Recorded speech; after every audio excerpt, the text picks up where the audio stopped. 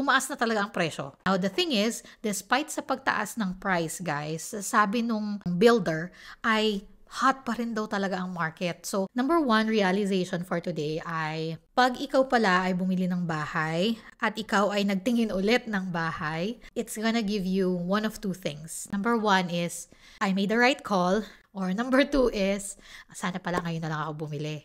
Bibigyan ko kayo ng konting background bakit tayo tumingin ng bahay. Kung hindi kayo maselan masyado, guys, at mag-research lang din kung bakit hindi mabenta, di ba? Baka naman may mali dun sa bahay. Pero if there's nothing wrong with the house, pwede nyo i-look yung mga hindi mabibenta kasi binibenta na nila yan at the lowest possible price. Hello everyone, this is me again, Joy Picardo. Welcome back to our YouTube channel. This is Joy Alberta, and for today's video, papakita nga namin sa inyo ang isa sa mga show homes dito sa malapit sa amin. Hiningal ako kasi galit tayong hagdan. So, we are on the second floor. Nakikita nyo, meron silang second set of living area. Sabi nga nila, guys, ay hot market pa rin daw dito sa Edmonton. They recently closed last month 7. Then this month, parang naka-write na sila ng 4 na offers. Marami nga daw, bumibili pa rin ngayon dito sa Edmonton ng mga bahay. In terms of pricing, napansin namin na medyo nagmahal na siya talaga kasi yung 560 namin before na close to 2,000 square feet. Ngayon ay 1,800 square feet na lang siya, 565, and that is already promo. So, ang totoong price niya is 601. So, nag-promo lang sila ng 565 dun sa isa sa mga models. So, hindi naman lahat ng models ay naka-promo. So, yun. Malaki na to, pero ang sinasabi ko maliit siya for the price. Ano ko lang dito, diretso sa pinto yung hagdan.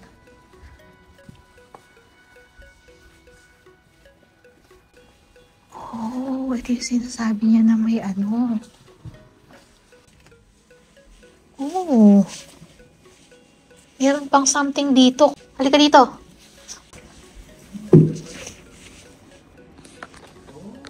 Tara, akyat pa. Ito yung sinasabi niyang may den sa ibabaw ng garage.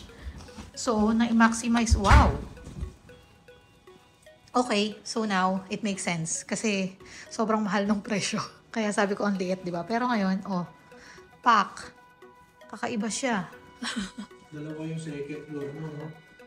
Para kang merong, kung magpaparent ka, or kung meron kang second family, kayong magkapatid, or parents mo, kung ano man yan. Ganda. Kaya mahal. Para sa 600 to. Mura. Mura. Hindi 600 lang to.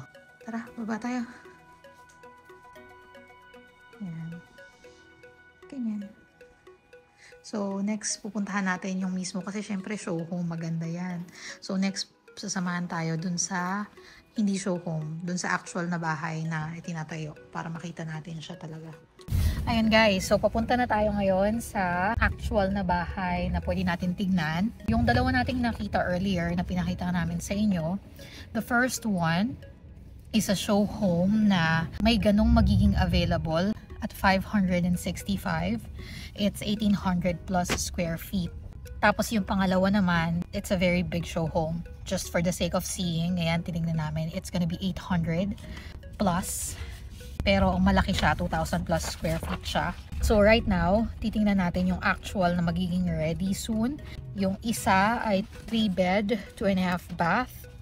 At yung isa ay 588,000 na 1,900, 4 bed. Open to below, pero ginawang 4 bedroom sa taas. So tingnan natin. Ulit na rin siguro yun at 588, diba? Parang feeling ko ito okay siya. Compare dun sa atin before na 560 tapos open to below din. Ito medyo comparable ang price. Kung hindi kayo maselan masyado, guys, at mag-research lang din kung bakit hindi mabenta, di ba? Baka naman may mali dun sa bahay. Pero if there's nothing wrong with the house, pwede nyo i-look yung mga hindi mabibenta kasi binibenta na nila yan at the lowest possible price. Tingnan nyo, 560, 556 plus 6,000 kasi ito eh. So, we'll just say 562, o diba? Kasi hindi pala kasama yung mga equipments, yung mga dryer, washer, and everything. Ayan siya sa labas. Ganyan. Where are you? So, Nice size na to. And then you have this. Ayan siya. And again, it's plus 6,000. So 556, 560 plus. Because this comes with these appliances, you would just have to add like maybe about 2,100 for the washer dryer. Because it does come with ignition appliances, which is nice. Okay. Yeah. So like maybe about 550. Let's go for lower. Let's go up.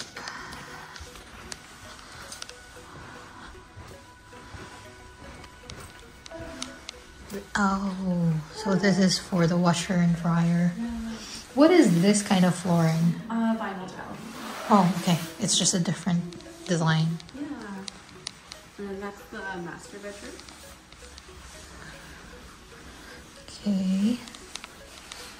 Masters. So double sink. Ah, okay. This is the one you mentioned. There's no bathtub, Yeah. but it's a nice size.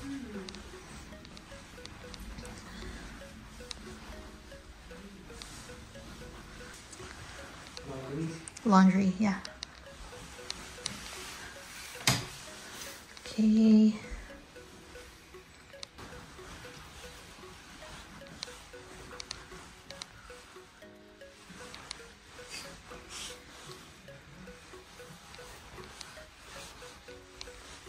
So, ito yung isa, guys. Ito yung available na rin siya soon. And it's at, magkano ba to? 588. Hi guys! So, nakauwi na nga tayo ngayon sa aming Baler. Ayan. At, bibigyan ko kayo ng konting background. Bakit nga ba tayo nag-video ng bahay? Bakit tayo tumingin ng bahay? So, one of our friends from different province ay palipat na ng Edmonton. Ayan. Kaya naman, nagtitingin-tingin na sila ng possible options ng mga bahay na kanilang mabibili. So, ang number one realization for today ay pag ikaw pala ay bumili ng bahay at ikaw ay nagtingin ulit ng bahay, it's gonna give you one of two things. Number one is, I made the right call. Yes. Or number two is, sana pala ngayon na lang ako bumili.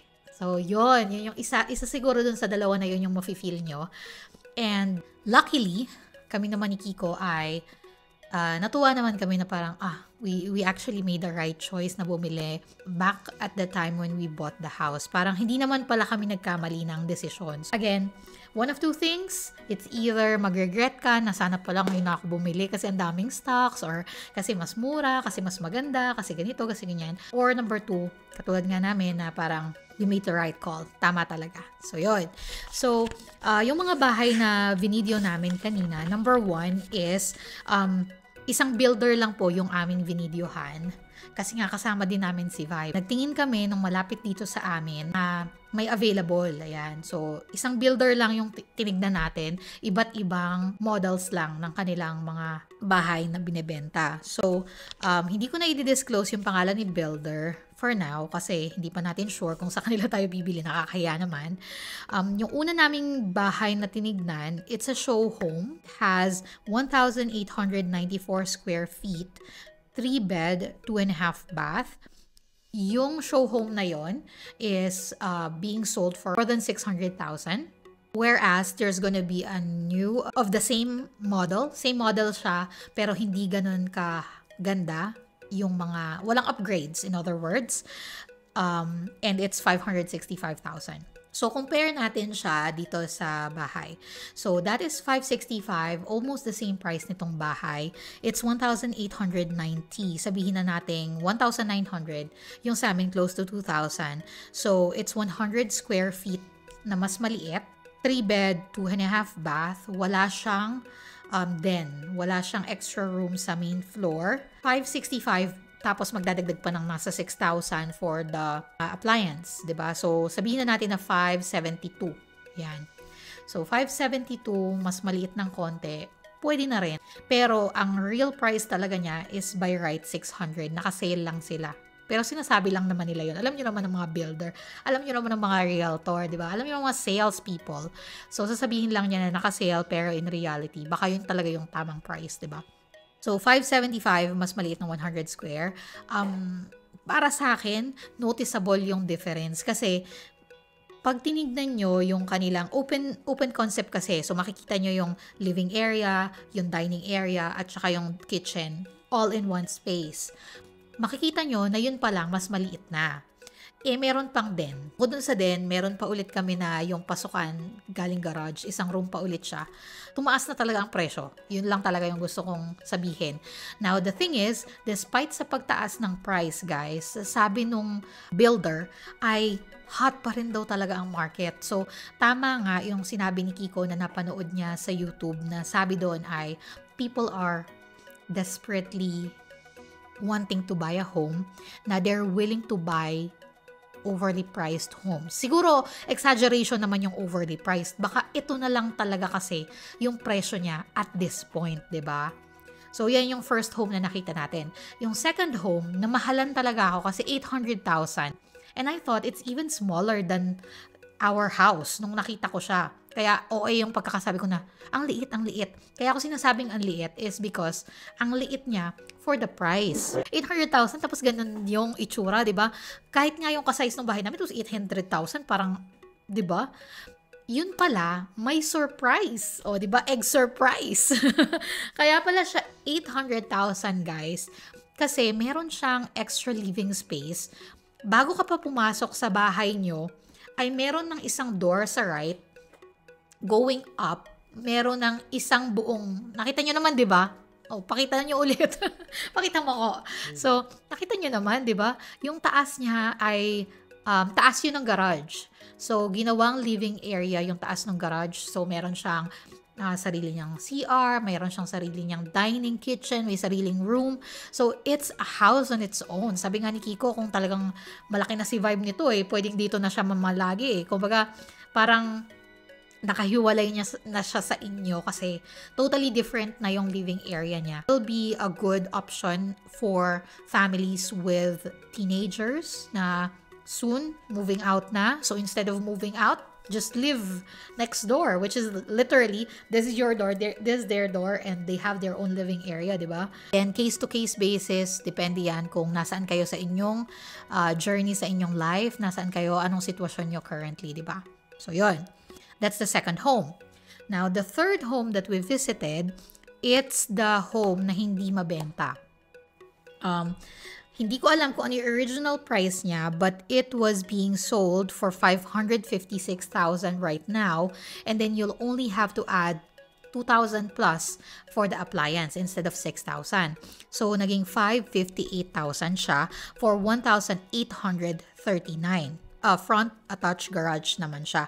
Ang hindi ko lang siya nagustuhan, guys, is yung kanyang roof ay face forward. So, alam niyo yung normal house is like this. Ngayon kasi meron na nung parang, ano bang tawag dun? Para siyang pyramid shape. So, pag pyramid siya, nakaganon yung front, 'di ba?